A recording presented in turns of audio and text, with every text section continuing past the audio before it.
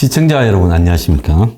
허경영 씨가 하는 하늘궁에서 불로유라는 것은 죽지 않는, 늙지 않는 우유, 이것을 마신 80대가 숨진 채 발견됐다고 어제 화제가 됐습니다. 하늘궁이라는 것은 허경영이 그 주변에 모텔이나 이런 것들을 여러 개 사가지고요, 자기가 일종의 그 종교 관련 숙박시설로 이용하는데 거기에 궁전이라는 이름을 붙여놨죠. 그래서 그 하늘궁 숙박시설에서 80대 노인이 생활을 했는데 숨졌다는 겁니다. 23일 오전 10시 반쯤에 일이 발생했는데 26일 어제 이제 이게 화제가 됐는데 이분이 23일 오전 10시 반에 입소를 한 모양이에요. 그런데 아버지가 입소한 뒤 숨진 채 발견됐다고 119에 신고를 했고 소방관과 이 경찰이 출동을 해서 장흥군 한 모텔 객실에서 숨진 80대 남성 A씨를 발견했다는 거예요.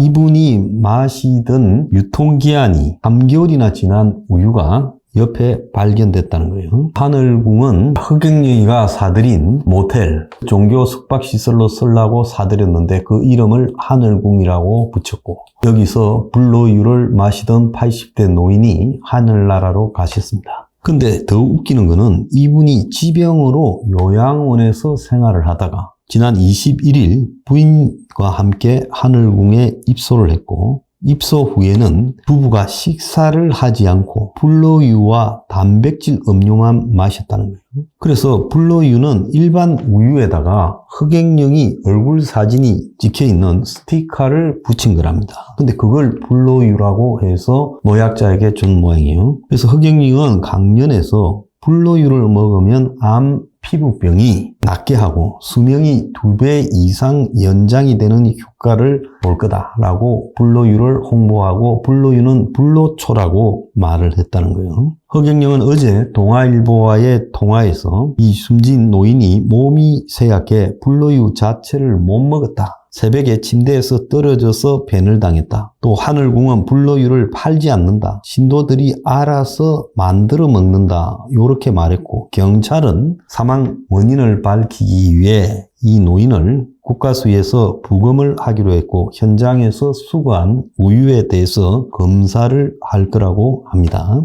그런데 현장에서 유통기한 3개월이 지난 우유가 마시다만 상태로 발견됐다라는 기사를 볼 때 과연 이 불로유를 안 마셨다라는 주장이 맞는 것인가 좀 의문이에요. 공교롭게도 어제 월간조선 인터넷판에 기사가 하나 올라왔습니다. 그래서 이 사람 허경영 요즘 어떻게 지내나라는 월간조선 12호로 기사가요 어제 올라왔어요. 자, 그런데 그 끝에 이 불로유가 등장을 합니다. 이 불로유 관련해서 월간조선이 허경영이를 인터뷰한 거는 아마 한 열흘 전이나 보름 전쯤 될 거라고 봐요. 그걸 이제 월간조선이라는 지면 책으로 먼저 내보내고 며칠 뒤에 이제 이 인터넷으로 그 내용이 올라왔는데 근데 공교롭게 기자가 이 사건이 발생하기 전에 허경영과 인터뷰를 할 때 불로유에 대해서 묻습니다. 뭐라고 묻는가 하면 총재님 이름을 써붙이면 우유도 썩지도 않는다면서요. 물으니까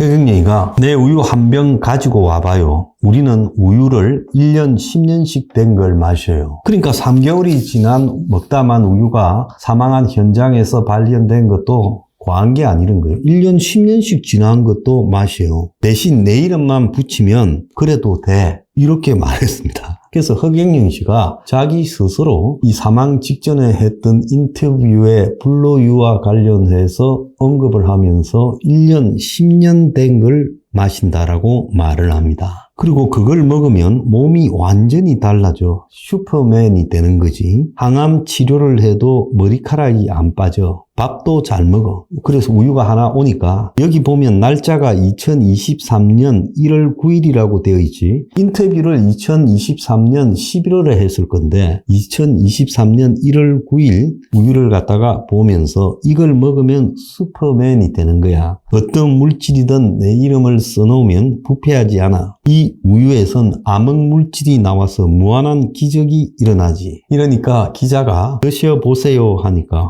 허경영이 우유 한 잔을 비우면서 나는 이걸 매일 먹습니다. 기자님도 한번 맛을 볼래요? 그러니까 기자가 좋습니다 이래요. 저는 이걸 몇만 병씩 창고에다 보관하고 있어요. 오래된 것일수록 좋으니까. 근데 기자가 그림치기 했지만 먹고 나서 별 탈은 없었다. 자, 그렇게 지금 기사가 있어요.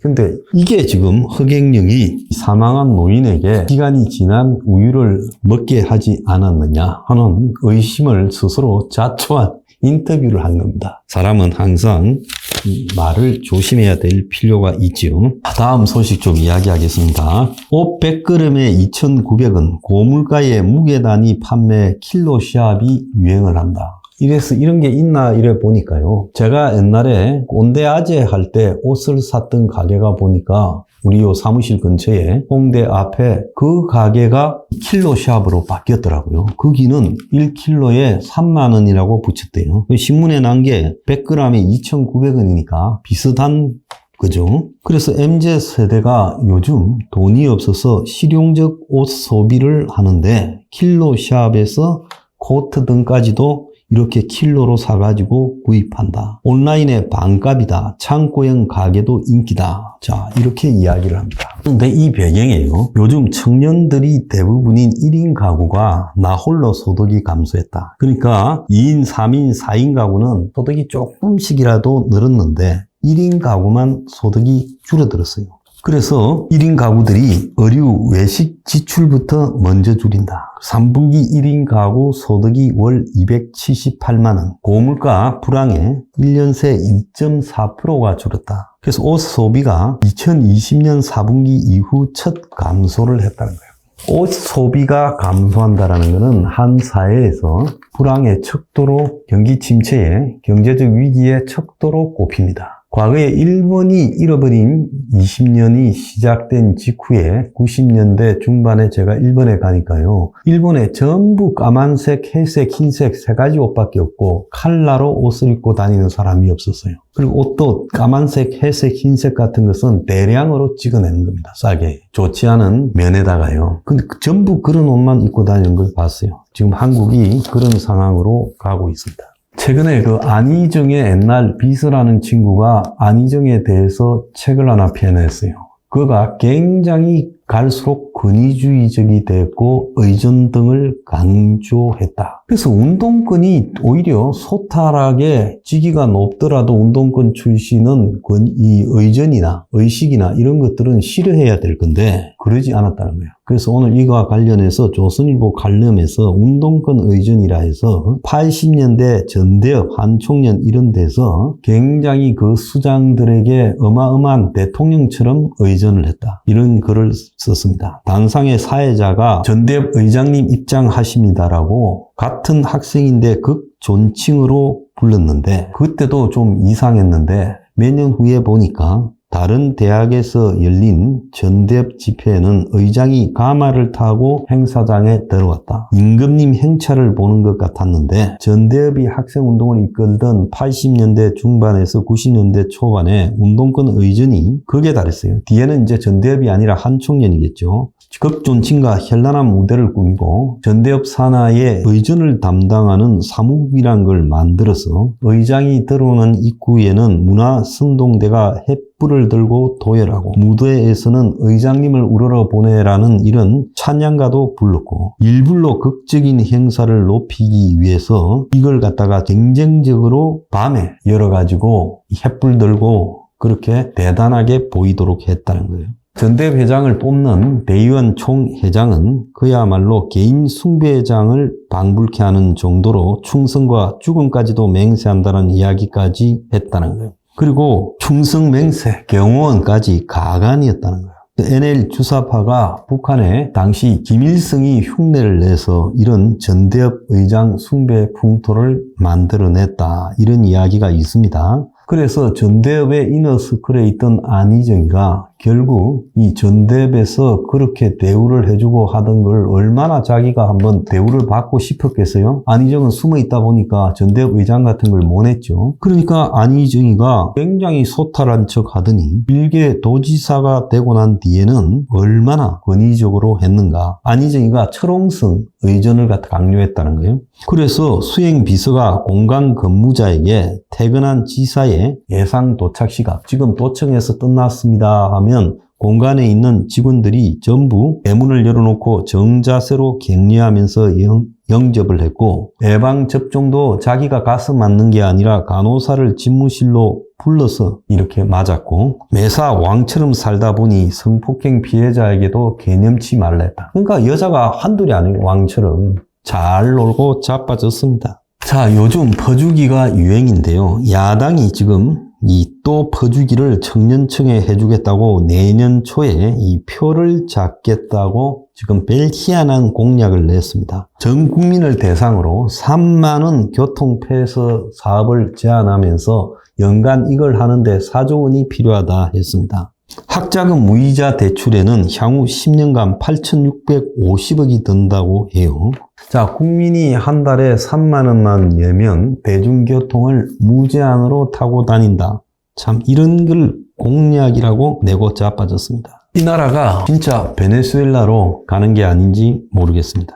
그제 텔레비를 보니까 조선소에서 외노자를 불러갖고 이제 이 숙련 노동자라는 용접공, 페인트공 등을 불러서 부려먹는데, 근데 말이 잘 안 통하니까 밤에 한글을 가르쳐가면서 부려먹어요. 그래서 훈민정음 조선소라고 해서 저는 무슨 소린가 했더니만 조선소가 야간에 외노자들한테 한글 가르치는 선생을 불렀어요. 주로 이제 작업과 관계 있는 부분이나 숫자와 관련 있는 부분을 다 한국말을 숙지하도록 이렇게 가르치는 걸 봤습니다. 참 가지가지하네 생각했는데, 지금 최근에 뭐 한 가구 공장 사장 같은 경우에 하는 소리가 일할 사람이 없어서 외노자를 쓰지 돈 아끼려고 하는 게 아니다. 그래서 돈은 오히려 외노자들을 먹여주고 챙기고 자이고 이러려다 보면 더 들어간다. 그래서 외노자가 결코 싼 게 아니다는 거예요. 영세업종에 있어서는 일할 사람이 없어서 외노자에게 비싼 임금을 주고 부대 비용을 지출하면서 하는데, 한국의 조선사업같이 잘 나가는 사업에서는 외노자들을 불러다가 비용 아끼려고 저렇게 한글까지 가르쳐서 써먹으려고 한다. 기가 찬 상황입니다. 근데 언론들이 외국인 노동자, 이제 조선족이 아닌 외노자들이 식당 취업이 허용된다면서 기대가 크다고 매경에서 칼럼을 기자가 썼어요. 그래서 식당 일이 힘든데 식당에서 한국인 이모님을 만나기가 어려운 게 20대 나이도 힘든데 나이 든 사람이 하기 어렵다. 고되고 임금도 낮다. 자, 그래서 중국 동포 이모들이 해왔는데 이제는 그들도 식당 일을 안 하려고 한다. 그래서 정부가 외국인 비숙련 노동비자 E9 비자를 이제 이 식당에서 일하는데도 허용했다. 그래서 앞으로 식당 폐업이 없어서 계속 맛있는 음식을 먹을 수 있게 됐다. 이걸 말이라고 하고 자빠졌습니까? 참 기자들 가관입니다. 오늘 지금 웃기는 이야기들 좀 해봤습니다.